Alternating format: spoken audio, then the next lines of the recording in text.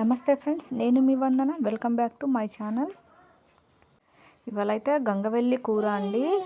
ఈ గంగవెల్లి కూర హెల్త్కు చాలా మంచిది. కంటి చూపుకి అండ్ గుండెల ఆరోగ్యానికి ఎంతో మంచిదండి. ఇలాంటి ఆరోగ్యమైన ఆకుకూరలో గంగవెల్లి కూర ఒకటి.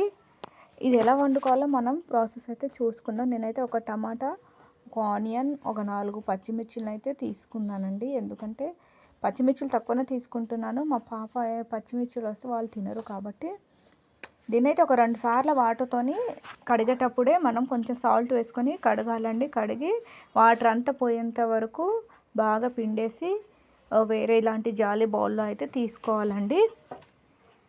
ఒక ప్యాన్ తీసుకొని కూర కావాల్సిన గిన్నె తీసుకొని 3 స్పూన్ల ఆయిల్ అయితే వేసుకున్నాను. ఆయిల్ వేడైన తర్వాత పోపు దినుసులు వేసేసి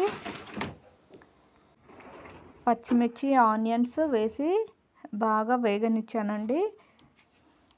అందులోకే కరివేపాకు కూడా వేసుకున్నానండి. ఇలా బాగా ఫ్రై చేయాలండి. ఫ్రై అయిన తర్వాత అందులోకి టమాటా, టేస్ట్కు తగ్గ సాల్టు, పసుపు, కారం.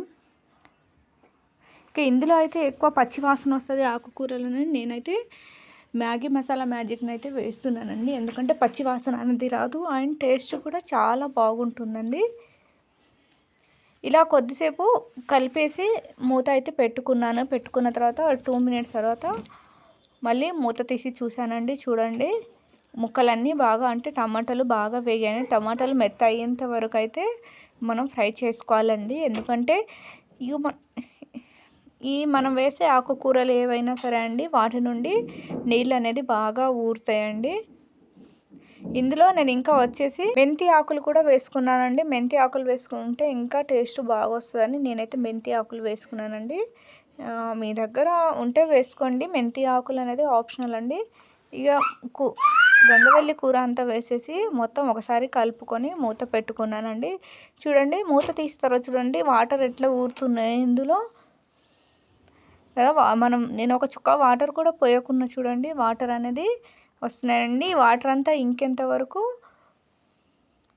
వేడి చేసుకోవాలండి, ఫ్రై చేసుకోవాలండి. చెప్పినట్టుగా ఇది గుండె ఆరోగ్యానికి ఎంతో బాగా పనిచేస్తుందండి.